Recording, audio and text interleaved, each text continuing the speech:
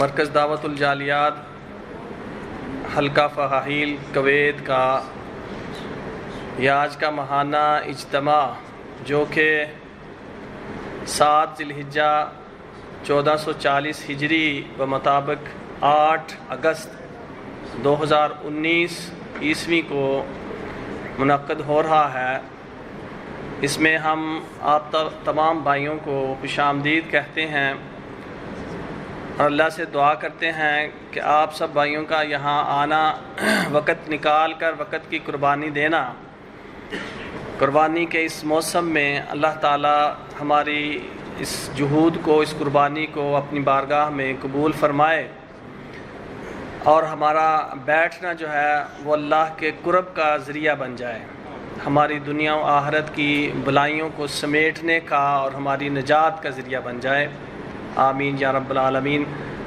تو آج کے اس اجتماع کی میں پہلے آپ کو ترتیب بتا دوں کہ ترتیب اس طرح ہے کہ پہلا درس ہوگا ہمارے محترم جناب سید نشاد حیدر حافظہ اللہ تعالیٰ کا، اور ان کا موضوع ہوگا کہ حضرت ابراہیم علیہ السلام کی سیرت سے، زندگی سے ملنے والے دروس اور اسباق، اور اس کے بعد دوسرا درس ہوگا ہمارے محترم شیخ فضیلت الشیخ حافظ ابو بکر عتیق حافظہ اللہ تعالیٰ کا، جن کا موضوع ہے کہ کامیاب زندگی کے 4 بنیادی اصول۔ تو یہ 2 دروس ہوں گے اور پھر اس کے بعد عشائیہ تقسیم کیا جائے گا۔ تو اس طرح یہ آج کا ہمارا پروگرام ہوگا۔ پروگرام کے آغاز میں حسب معمول ہم تلاوت کلام پاک سے اس کا آغاز کرتے ہیں، تو تلاوت کے لیے میں دعوت دیتا ہوں اپنے ننھے منھے بھائی ابراہیم محمد ابراہیم ضیاء کو کہ وہ آئیں اور تلاوت کلام پاک کی سعادت حاصل کریں۔ اعوذ باللہ من الشیطان الرجیم، بسم اللہ الرحمن الرحیم، والعادیات ضبحا فالموریات قدحا فالمغیرات صبحا فأثرن به نقعا فوسطن به جمعا إن الإنسان لربه لكنود وإنه على ذلك لشهيد وإنه لحب الخير لشديد أفلا يعلم إذا بؤسر ما في القبور وحصل ما في الصدور إن ربهم بهم يومئذ لخبير صدق الله العظيم۔ أعوذ بالله من الشيطان الرجيم، بسم الله الرحمن الرحيم، ألف لام ميم، ذلك الكتاب لا ريب فيه هدى للمتقين الذين يؤمنون بالغيب ويقيمون الصلاة ومما رزقناهم ينفقون والذين يؤمنون بما أنزل إليك وما أنزل من قبلك وبالآخرة هم يوقنون أولئك على هدى من ربهم وأولئك هم المفلحون إن الذين كفروا سواء عليهم أأنذرتهم أم لم تنذرهم لا يؤمنون ختم الله على قلوبهم وعلى سمعهم وعلى أبصارهم غشاوة ولهم عذاب عظيم ومن الناس من يقول آمنا بالله وباليوم الآخر وما هم بمؤمنين يخادعون الله والذين آمنوا وما يخدعون إلا أنفسهم وما يشعرون في قلوبهم مرض فزادهم الله مرضا ولهم عذاب أليم بما كانوا يكذبون وإذا قيل لهم لا تفسدوا في الأرض قالوا إنما نحن مصلحون ألا إنهم هم المفسدون ولكن لا يشعرون صدق اللہ العظیم۔ یہ تھے ہمارے محترم بھائی فہیم اسلم حافظہ اللہ، آپ کے سامنے قرآن پاک کی تلاوت کی سعادت حاصل کر رہے تھے۔ تو آج کے ہمارے پروگرام کا جو پہلا درس ہے اس سے ہم شروع کرتے ہیں۔ تو میں دعوت دیتا ہوں اپنے پہلے خطیب اور مقرر جناب محترم سید نشاد حیدر بھائی حافظہ اللہ تعالی، جن کا موضوع ہے حضرت ابراہیم علیہ السلام کی زندگی سے حاصل ہونے والے دروس اور اسباق۔ الحمدللہ رب العالمین والصلاۃ والسلام علی اشرف الانبیاء والمرسلین نبینا محمد وعلی آلہ واصحابہ اجمعین، اما بعد، اعوذ باللہ العلیم من الشیطان الرجیم من ہمزہ ونفخہ ونفثہ، بسم اللہ الرحمن الرحیم، سبحانک لا علم لنا الا ما علمتنا انک انت العلیم الحکیم، رب اشرح لی صدری ویسر لی امری واحلل عقدۃ من لسانی یفقہوا قولی، رب زدنی علما۔ محترم بزرگوں، بھائیوں، دوستوں، معزز خواتین اور عزیز بچوں، ہر قسم کی حمد و ثنا، کبریائی، بزرگی، برتری اللہ رب العزت کے لیے ہے، اور لا تعداد ان گنت درود و سلام سید الاولین و آخرین، امام المتقین، امام الانبیاء، سید المرسلین، شفیع المجذبین، میرے اور آپ کے ہادی رہنما جناب محمد مصطفیٰ صلی اللہ علیہ وسلم کے ذات اطہر پر ہو۔ ابھی آپ نے سنا کہ میرے درس کا عنوان ہے ابراہیم علیہ السلام کی زندگی سے حاصل ہونے والے اسباق۔ کسی کے ذہن میں یہ سوال پیدا ہو سکتا ہے کہ جب گزشتہ شریعتیں منسوخ ہو چکی ہیں اور انسان کی نجات صرف اور صرف شریعت محمدیہ صلی اللہ علیہ وسلم کی اتباع پر ہی منحصر ہے، تو پھر رحمت العالمین جناب محمد مصطفیٰ صلی اللہ علیہ وسلم کی زندگی سے سبق حاصل کرنے کے بجائے ابراہیم اسلام کی زندگی سے سبق حاصل کرنا کیوں ضروری ہے؟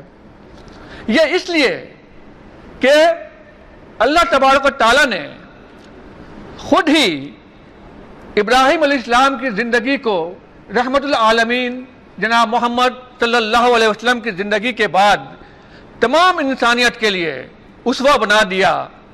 فرمایا ثم اوحینا الیک ان اتبع ملت ابراہیم حنیفا، کہ پھر ہم نے آپ کی جانب وحی بھیجی کہ آپ ملت ابراہیم حنیف کی پیروی کریں، وما کان من المشرکین، جو کہ مشرکوں میں سے نہ تھے۔ چنانچہ اللہ تبارک و تعالیٰ نے خانہ کعبہ، مقام ابراہیم، حج، قربانی، آب زمزم، صفا مروہ کی سعی، رمی جمرات کو تمام امت مسلمہ کے لیے ابراہیمی یادگار بنا دیا۔ آج ہم جس معاشرے میں سانس لے رہے ہیں ان میں اکثریت معلوماتی اعتبار سے اپنے عروج پر پہنچ چکی ہے، تمدنی اعتبار سے اپنے عروج پر پہنچ چکی ہے۔ میجورٹی آر ویل سیولائزڈ، لیکن آج بھی ابراہیمی دور کی بہت ساری روایتیں اس معاشرے میں، اس سماج میں بھری پڑی ہیں۔ مثلا بت پرستی، قبر پرستی، شمس پرستی، خمر پرستی، بادشاہ پرستی، رجال پرستی اور نہ جانے کتنی پرستیاں اس معاشرے میں، اس سماج میں رائج ہیں۔ اب نہ تو کوئی نبی آنے والا ہے اور نہ کوئی رسول، یعنی کہ نبوت کا دور ختم ہو چکا ہے۔ اب یہ ذمہ داری امت محمدیہ کے ہر فرد پر عائد ہوتی ہے کہ وہ اسلام کا پیغام ساری انسانیت تک پہنچائیں۔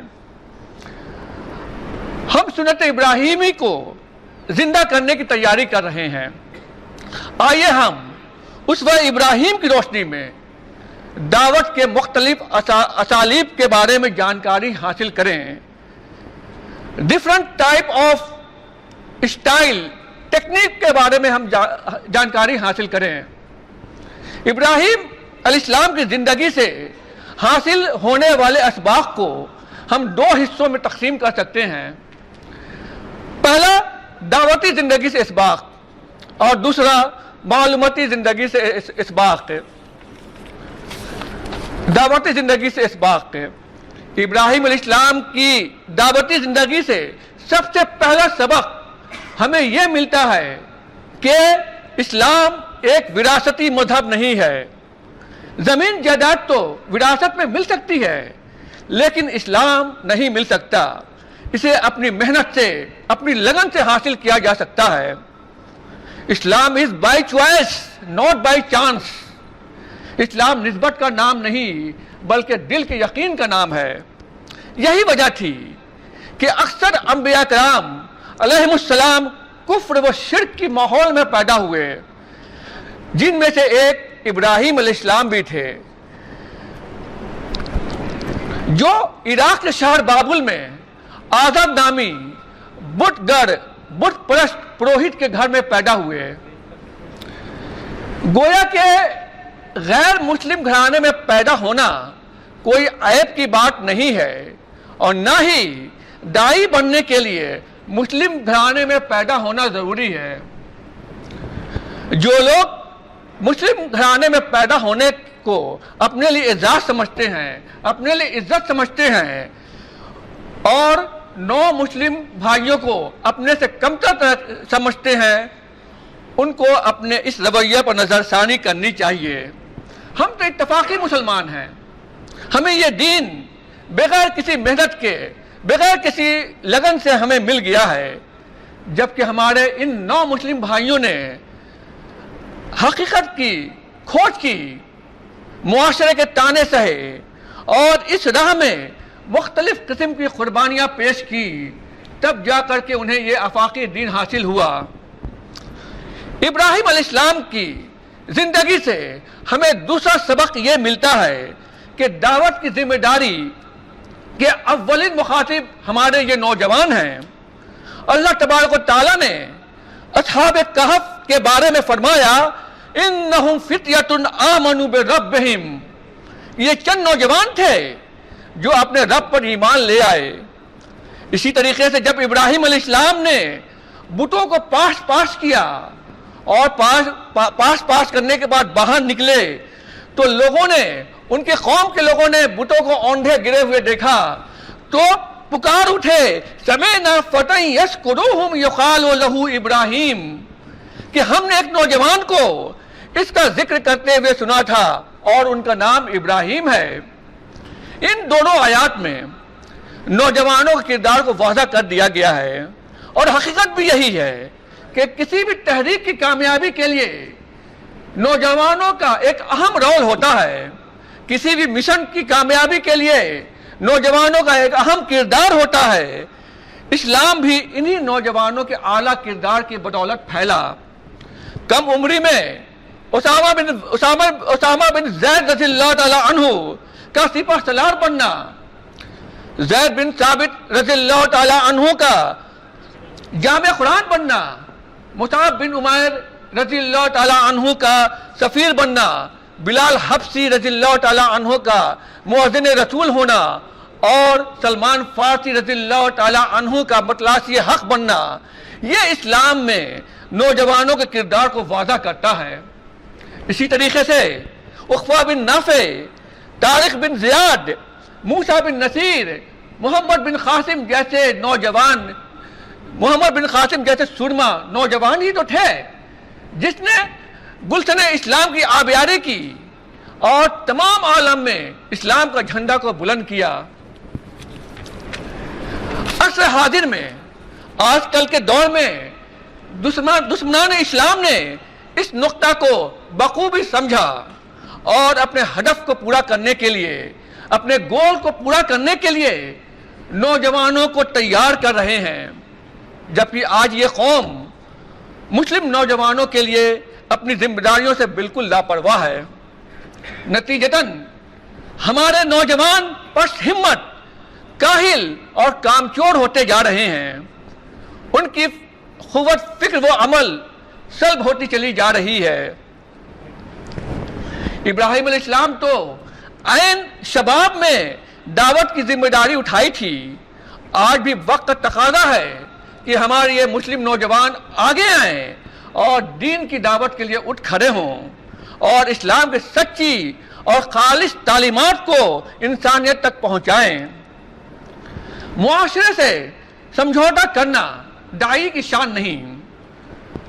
کفر و شرک کے معاشرے میں ابراہیم علیہ السلام نے آنکھیں کھولیں۔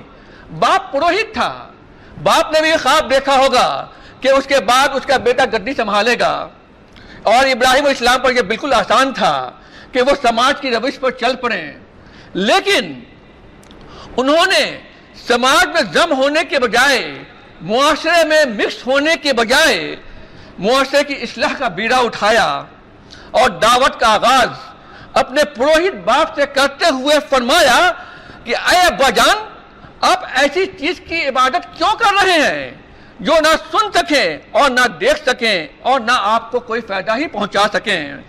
اے ابا جان، آپ دیکھیے میرے پاس ایک ایسا علم آیا ہے جو آپ کے پاس آیا ہی نہیں، بس میری بات مانیں اور میں آپ کو بالکل سیدھی راہ کی طرف رہبری کروں گا۔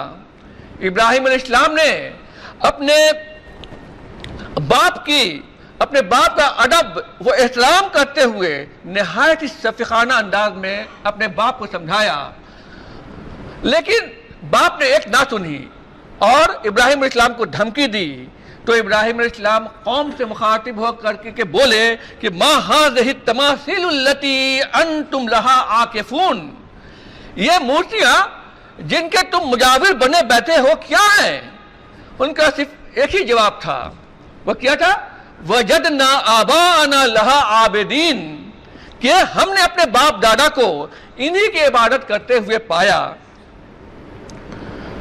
آج بھی ہم اس کا مشاہدہ کر سکتے ہیں، اپنے معاشرے میں، اپنے سماج میں یہ ہم دیکھ سکتے ہیں کہ جہالت، شرک اور بدعت میں پھنسے مسلمانوں کو شرک بدعت سے روکا جاتا ہے تو جواباً وہ یہی کہتے ہیں کہ ہمارے آبا و اجداد بھی یہی کچھ کرتے آ رہے ہیں۔ ابراہیم علیہ السلام نے فرمایا لَقَدْ كُنْتُمْ أَنْتُمْ وَآبَاؤُكُمْ فِي ضَلَالٍ مُبِينٍ، پھر تو تم اور تمہارے باپ دادا سبھی یقیناً کھلی گمراہی میں رہے ہیں۔ جب بت پرست باپ اور قوم پر آپ کی دعوت کا اثر نہیں ہوا تو ابراہیم علیہ السلام نے سورج، چاند اور ستاروں کی عبادت کرنے والوں کو سمجھانے کے لیے دوسرا منطقی طریقہ آزمایا۔ رات میں جب ستارہ کو نکلا ہوا دیکھا تو جمع غفیر سے مخاطب ہو کر کے بولے یہ میرا رب ہے، لیکن جب وہ ستارہ ڈوب گیا تو کہا کہ یہ میرا رب نہیں ہو سکتا ہے۔ کل ہو کر کے چاند نکلا تو کہا یہ میرا رب ہے، لیکن جب چاند بھی ڈوب گیا تو وہ بولے کہ یہ میرا رب نہیں ہو سکتا ہے۔ صبح میں جب سورج کو نکلتا ہوا دیکھا تو کہا یہ میرا رب ہے کیونکہ یہ بہت ہی بڑا ہے، لیکن شام میں جب سورج بھی غروب ہو گیا تو کہا کہ یہ میرا رب نہیں ہو سکتا ہے۔ دراصل ابراہیم علیہ السلام قوم کو یہ بتانا چاہتے تھے کہ جو چھپتا ہو، ظاہر ہوتا ہو، جو ڈوبتا ہو، طلوع ہوتا ہو، وہ معبود کیسے ہو سکتا ہے۔ ابراہیم علیہ السلام نے اپنے باپ کو، اپنی قوم کو حکمت کے ساتھ مختلف انداز میں سمجھایا، لیکن ان پر ان کی دعوت کا کوئی اثر نہیں ہوا۔ مایوس ہونے کے بجائے انہوں نے دعوت کے اسلوب کو بدلا اور دوسرا زوردار اثر انداز طریقہ اپنایا۔ انہوں نے مندر کے سارے بتوں کو توڑ دیا، لیکن بڑے بت کو رہنے دیا اور بڑے بت کے گردن پر کلہاڑی کو لٹکا دی۔ ابراہیم السلام کا مقصد یہ نہیں تھا کہ کسی غیر مسلم کے عبادت گاہوں کو گرائیں، بلکہ ان کا مقصد تھا کہ ان کے ذہن پر جو پڑی ہوئی جہالت کی پرتیں ہیں اسے دور ہٹائیں۔ جب ابراہیم علیہ السلام بطور ملزم پیش کیے گئے اور ان سے پوچھا گیا کہ تم نے یہ بتوں کے ساتھ یہ حرکت کیوں کی، تو وہ بولے کہ تمہارے ان بڑے بت نے یہ حرکت کی ہے، تم اپنے ان معبودوں سے پوچھ لو۔ وہ لاجواب ہو گئے، بول اٹھے تم تو جانتے ہی ہو کہ یہ نہیں بول سکتے ہیں۔ اب ابراہیم علیہ السلام کو موقع مل گیا اور ان سے مخاطب ہوئے، افسوس کہ تم ان کی عبادت کرتے ہو جو نہ تمہیں کوئی نفع پہنچا سکتے ہیں اور نہ کوئی نقصان پہنچا سکتے ہیں، تو تم پر ہے اور ان پر جن کی تم اللہ کے سوا عبادت کرتے ہو، کیا تمہیں اتنی سی بھی عقل نہیں ہے؟ یہاں داعیان دین کو یہ سبق ملتا ہے کہ جس کو دعوت دی جا رہی ہو اگر وہ ان کی بات پر دھیان نہیں دے رہا ہے تو مایوس ہونے کی ضرورت نہیں، بلکہ ایسی پلاننگ کرنی چاہیے، ایسا منطقی طریقہ اپنانا چاہیے جو کہ پہلے سے زیادہ اثر انداز ہو۔ ابراہیم علیہ السلام کی زندگی سے ایک سبق یہ بھی ملتا ہے کہ راہ حق میں سپاہیوں کی آزمائش ہوتی ہے، جتنا زیادہ ایمان مضبوط ہوگا آزمائش بھی اتنی ہی زیادہ سخت ہوگی۔ رسول اللہ صلی اللہ علیہ وسلم نے فرمایا، اشد الناس بلاء الانبیاء والصالحون ثم الامثل فالامثل، لوگوں میں سب سے زیادہ سخت آزمائش انبیاء کی ہوتی ہے، پھر صالحین کی، پھر ان کے بعد درجہ بدرجہ اللہ کے بندوں کی ہوتی ہے۔ ابراہیم علیہ السلام گھر سے بے گھر کر دیے گئے، قوم کی سازش سے آگ میں ڈالے گئے، مختلف ممالک کا دورہ کرتے ہوئے جب اپنی بیوی سارہ کے ساتھ مصر پہنچتے ہیں تو وہاں کے ظالم بادشاہ نے اپنی عادت کے مطابق بدنیتی سے سارہ پر ہاتھ رکھنا چاہا، دین کی خدمت کے لیے پوری زندگی وقف کر دی، پھر بھی تمناؤں کے باوجود بڑھاپے تک اولاد کی نعمت محروم رہے۔ جب کبر سنی میں حاجرہ کے بطن سے اسماعیل علیہ السلام پیدا ہوتے ہیں تو آزمائشوں کا سلسلہ شروع ہو جاتا ہے۔ حکم ہوا کہ اپنی بیوی حاجرہ اور اپنے لخت جگر اسماعیل علیہ السلام کو مکہ کے بیابان وادی میں چھوڑ آئیے، جہاں انسان تو کیا چرن پرن کا بھی نام و نشان نہیں ہے۔ جب اسماعیل علیہ السلام چلنا پھرنا سیکھ گئے تو خواب میں حکم دیا گیا کہ اپنے نور چشم اسماعیل علیہ السلام کو اللہ کی راہ میں قربان کر دیجئے۔ غرض یہ کہ ابراہیم علیہ السلام کی زندگی سے ہمیں یہ سبق ملتا ہے کہ دعوت کی راہ میں پھولوں کی سیج نہیں بچھائی جاتی ہے، بلکہ پریشانیاں آتی ہیں، مشکلات کا سامنا کرنا پڑتا ہے، سخت آزمائشوں سے گزرنا پڑتا ہے، لیکن اللہ والوں کی یہ آزمائش وقتی طور پر ہوتی ہے، نتیجہ ہمیشہ اچھا ہی ہوتا ہے۔ خود ابراہیم علیہ السلام کی زندگی میں یہ نمونہ کئی جگہ دیکھنے کو ملتا ہے۔ آتش نمرود آپ کے لیے گل گلزار بن گئی۔ بدنیت بادشاہ نے 3 بار بدنیتی سے سارہ علیہ السلام کی طرف ہاتھ اٹھایا اور تینوں بار اس کے ہاتھ پاؤں ایٹھنے لگے۔ بالآخر ظالم بادشاہ سے نجات ملی اور حاجرہ خدمت کے لیے آپ کے حوالے کر دی گئیں۔ اپنی آنکھوں کی ٹھنڈک اور ان کی ماں حاجرہ کو بے آب و گیا سرزمین پر بسا آئے تو اللہ تبارک و تعالیٰ نے ان کے لیے آب زمزم کو جاری کر دیا، جو 4000 سال سے اب تک ہر مرض ہر غرض کے لیے کافی ہے۔ جب ابراہیم علیہ السلام نے اللہ کے حکم کو تعمیل کرنے کے لیے اسماعیل علیہ السلام کی گردن پر چھری پھیرنے لگے تو آواز آئی کہ اے ابراہیم، تو نے خواب کو سچ کر دکھایا، اور اللہ تبارک و تعالیٰ نے جانور کی قربانی کی شکل میں رہتی دنیا تک یادگار بنا دیا۔ ابراہیم علیہ السلام کی زندگی سے ایک سبق یہ بھی ملتا ہے کہ دین پر ثابت قدمی کے لیے ہجرت ضروری ہے۔ ابراہیم علیہ السلام جب اپنے باپ اور اپنی قوم سے بالکل نا امید ہو گئے اور دعوت کے لیے آبائی سرزمین سازگار نہ رہی تو اپنی بیوی سارہ اور لوط علیہ السلام کے ساتھ سرزمین بابل کو خیر بات کہتے ہیں، اسے الوداع کہتے ہوئے شام جاتے ہیں، پھر وہاں سے ہیران، پھر فلسطین، پھر مصر پہنچتے ہیں۔ اس کے بعد مکہ کی وادیوں میں کئی مرتبہ آپ کی آمد ہوتی ہے۔ اسی طریقے سے پوری زندگی ہجرت اور سفر میں گزرتی ہے۔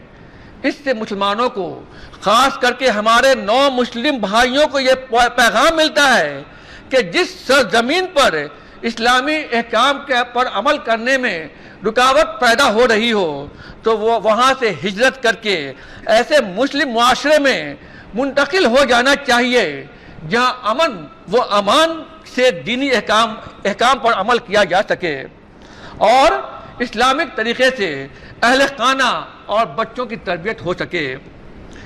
ابراہیم علیہ السلام کی زندگی توکل و اعتماد کا عظیم شاہکار تھی۔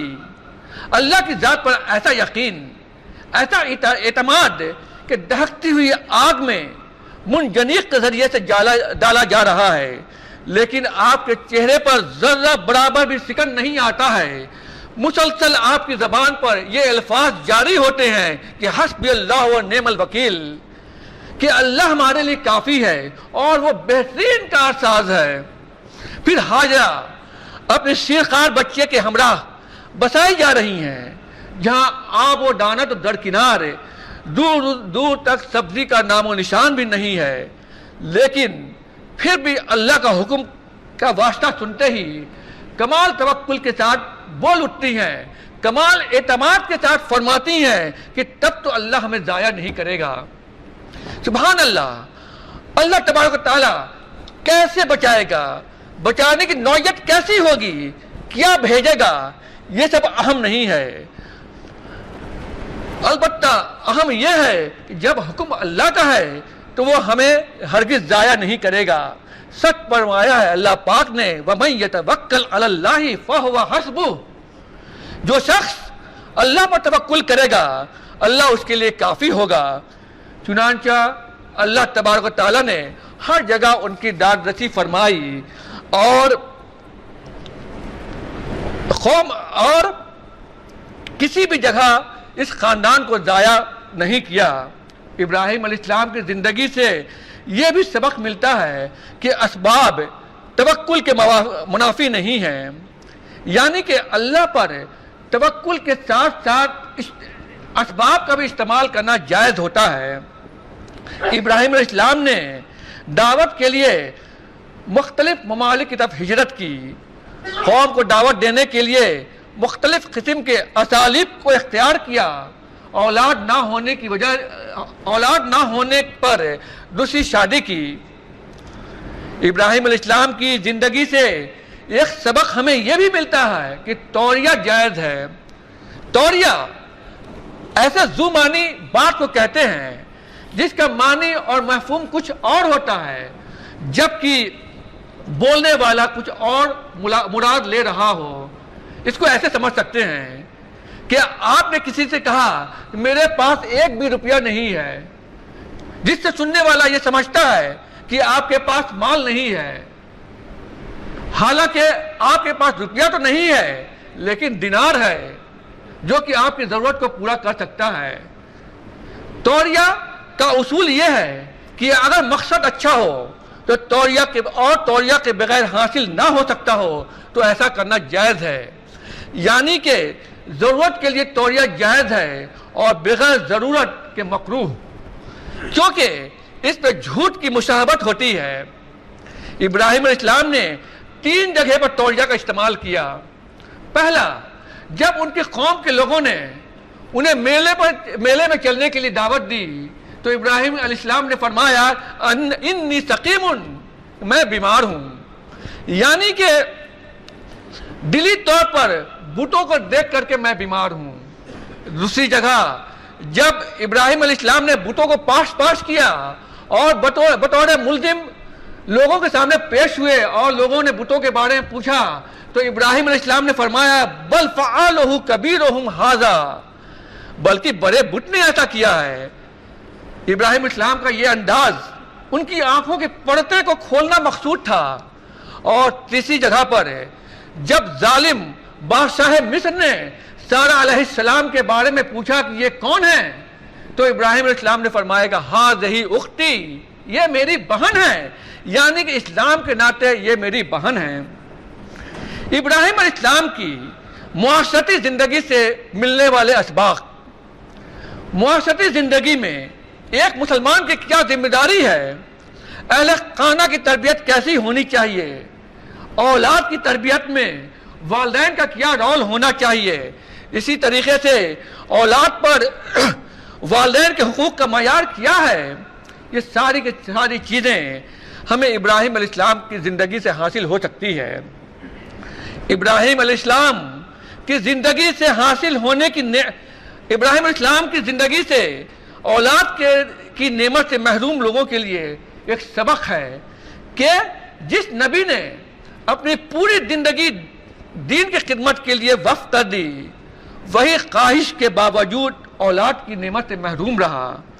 ابراہیم علیہ السلام نو امیدی کی عمر کو پہنچ چکے تھے، لیکن اللہ کی ذات سے، اللہ کی رحمت سے مایوس نہیں تھے۔ چنانچہ انہوں نے دوسری شادی کی اور اللہ کے دربار میں ہاتھ اٹھایا اور فرمایا رب ہب لی من الصالحین، کہ اے میرے رب مجھے نیک اور صالح اولاد نصیب فرما۔ دل سے نکلی ہوئی یہ دعا بارگاہ الہی میں قبول ہوتی ہے اور حاجرہ علیہ السلام کے بطن سے اسماعیل علیہ السلام آنکھوں کی ٹھنڈک بند کر کے گھر کو روشن کرتے ہیں۔ پھر سن رشیدہ سارہ علیہ السلام کے بطن سے اسحاق علیہ السلام بھی پیدا ہوتے ہیں۔ ابراہیم علیہ السلام نے جب دعوت و اصلاح کا بیڑا اٹھایا تو قوم کی دعوت دینے سے پہلے اپنے بت پرست باپ تک اسلام کا پیغام پہنچایا، جیسا کہ اللہ تبارک و تعالیٰ نے محمد صلی اللہ علیہ وسلم کو بھی یہ حکم دیا تھا کہ وَأَنذِرْ عَشِيرَتَكَ الْأَقْرَبِينَ، کہ اپنے قریبی رشتہ داروں کو ڈرائیے۔ چنانچہ رسول اللہ صلی اللہ علیہ وسلم نے سب سے پہلے اپنے قریب ترین لوگوں کو اسلام کی دعوت دی، جس سے دایان دین کو یہ سبق ملتا ہے کہ دعوت کا آغاز اپنے گھر کے اصلاح سے ہونی چاہیے۔ ابراہیم علیہ السلام کی زندگی میں اہل خانہ کی تربیت کا بہترین نمونہ ملتا ہے۔ وہ حاجرہ جو کل تک بادشاہ مصر کے پاس تھیں، لیکن جب ابراہیم علیہ السلام کے پاس آتی ہیں تو توکل اور اعتماد کا پیکر بن جاتی ہیں۔ جب ابراہیم علیہ السلام حاجرہ اور اسماعیل علیہ السلام کو بے آب و گیا سر زمین پر بسا کر چلنے لگے تو حاجرہ نے پکارا کہ اے ابراہیم، مجھے اور یہ ننھے اسماعیل کو چھوڑ کر کے آپ کہاں جا رہے ہیں؟ کچھ جواب نہیں مل رہا تھا۔ آخرکار پوچھتی ہیں کیا یہ اللہ کا حکم ہے؟ اس بات سے جواب ملنے پر بے ساختہ بول اٹھتی ہیں کہ تب تو اللہ تعالی ہمیں ضائع نہیں کرے گا۔ سبحان اللہ! تصور کریں کیسی تربیت کی تھی ابراہیم علیہ السلام نے حاجرہ کی۔ اسی طریقے سے ننھے اسماعیل علیہ السلام کی قربانی اور اعتبار کو دیکھیں کہ جب ابراہیم علیہ السلام لگاتار 3 روز تک اسماعیل علیہ السلام کو خواب میں ذبح کرتے ہوئے دیکھتے ہیں تو اپنے لخت جگر کے پاس مشورہ لینے کے لیے پہنچتے ہیں تو اسماعیل علیہ السلام کہتے ہیں یا ابت افعل ما تؤمر ستجدونی انشاءاللہ من الصابرین، کہ اے ابا جان آپ کو جس کام کا حکم ملا ہے اسے کر گزریے، انشاءاللہ آپ مجھے صبر کرنے والوں میں سے پائیں گے۔ یعنی کہ ابراہیم علیہ السلام نے اہل خانہ کی تربیت پر بہت ہی زیادہ زور دیا۔ ایک طرف آپ نے اپنی اولاد کو دین حق پر ثابت قدم رہنے کی وصیت کی تو دوسری طرف نہایت عاجزی کے ساتھ، نہایت انکساری کے ساتھ اللہ تبارک و تعالیٰ سے اپنی اولاد کے لیے دعائیں بھی مانگی جس کا ذکر اللہ تبارک و تعالیٰ نے قرآن مجید میں متعدد مقامات پر کیا ہے، اولاد کی محبت کا معیار کیا ہونا چاہیے اور اطاعت والدین کے تقاضے کیا ہیں، یہ دونوں نمونے ہمیں ابراہیم علیہ السلام کی زندگی سے بخوبی دیکھنے میں ملتے ہیں۔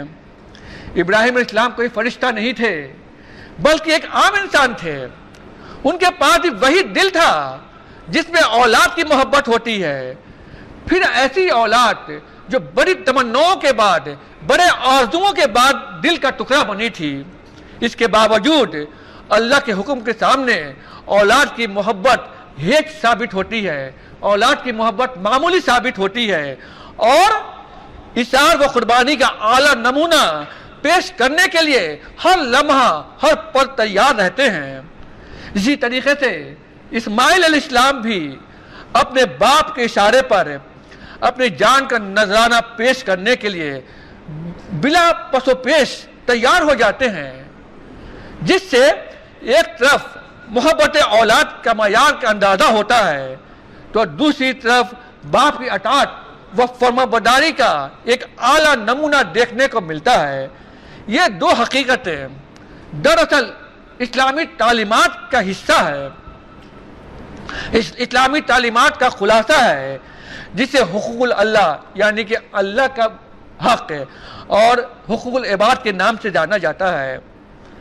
ابراہیم علیہ السلام نے امت محمدیہ کو یہ پیغام دیا کہ اولاد کی محبت اللہ کی محبت پر غالب نہیں آنی چاہیے۔ اسی طریقے سے اسماعیل علیہ السلام نے ساری کائنات کے لیے یہ نمونہ چھوڑا کہ والدین کی اطاعت ہر حال میں لازم ہے۔ ہاں، اگر والدین شریعت کی مخالفت کرنے کا حکم دیں تب ان کی اطاعت لازم نہیں ہے۔ ہم سنت ابراہیمی کو تازہ کرنے کی تیاری کر رہے ہیں۔ اس سے پہلے بحیثیت اولاد، بحیثیت والدین، ہم اپنے دل کا جائزہ لیں کہ ہم کہاں ہیں، کیا کر رہے ہیں اور ہمیں کیا کرنا چاہیے۔ اللہ سے دعا ہے کہ ہم نے جو بھی ابراہیم علیہ السلام کی زندگی سے حاصل ہونے والے اسباق کے بارے میں ذکر کیا ہے اس پر عمل کرنے کی توفیق عطا فرما۔ یا اللہ، ہم نے جو بھی اس عشرہ ذی الحجہ میں عبادات کی ہیں اسے صف قبولیت سے نوازے۔ یا اللہ، ہمیں باقی ایام میں بھی زیادہ سے زیادہ نیک اعمال کرنے کی توفیق عطا فرما۔ آمین یا رب العالمین۔ وآخر دعوانا الحمدللہ رب العالمین۔